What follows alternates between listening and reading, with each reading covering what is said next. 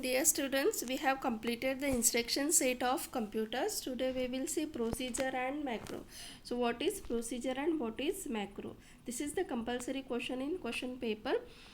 So when we are want to write the program, we need to use the sequence of instruction multiple times in a program. So instead of writing that multiple instruction multiple times in the program, we can write that instruction into the separate procedure and we can call it from the main program. Okay, so it saves the space, and when the procedure is executed, we are returning from the procedure by using the return instruction. Okay, so but this time of calling the procedure and returning from the procedure is negligible if the number of instructions are less. In this case, if the number of instructions are less, then the execution of that less instruction is the time required for that execution of that less instruction is compared to the calling and returning of the procedure. So in that case we are using macro.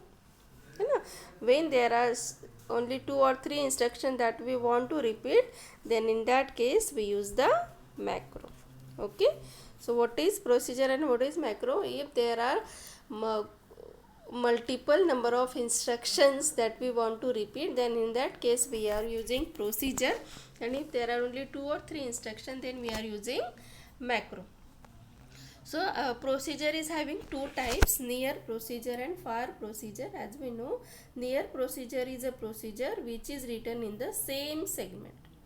Okay, and far procedure is a procedure which is written into the different segments. So this is the far procedure and this is near procedure, because your main program and the procedure is written into the same segment. Okay, and the proc and end p, these assembler directives are used to define the procedure. Okay, now macro. So when there are less number of instructions in a program, then we are using macro. So when macro is called, the assembler inserts that number of instructions into the program. Okay, suppose this is the main program. Here I am calling macro. So this number of instructions of the macro is inserted here. So because of this, it is not necessary to call the macro, but this instruction are inserted in the main program. That is why the size of the main program is increased.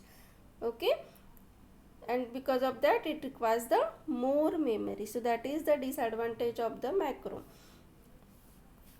Macro is defined by the assembler directive, that is macro and end m.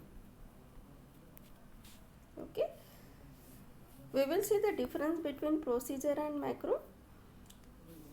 Procedure is accessed by call and return. Here call and return is not required.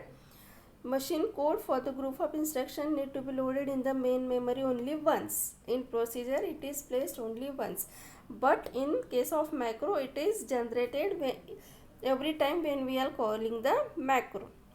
So because of that the size of the program is increased. It requires less memory, it requires more memory, it requires stacks, it does not require stack. Overhead time is involved in calling and returning from the procedure.